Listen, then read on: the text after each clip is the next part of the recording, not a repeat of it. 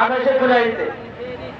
সংগ্রামী উপস্থিতি, আলহামদুলিল্লাহ সুম্মা আলহামদুলিল্লাহ, পীর সাহেব চরমনায় যে উদ্দেশ্যে ইসলামী যুব আন্দোলন গঠিত করেছেন, ওনার উদ্দেশ্য 100তে 100 অর্জন হয়েছে। আজকে যদি আমরা ইসলামী যুব আন্দোলনের কর্মীদের দিকে লক্ষ্য করি, তারা তাদের চরিত্রের মধ্যে কোন টেন্ডারবাজি, চাঁদাবাজি, নেশাগ্রস্ত কোন চিহ্ন তাদের ভিতরে পাওয়া যাবে না ইনশাআল্লাহ।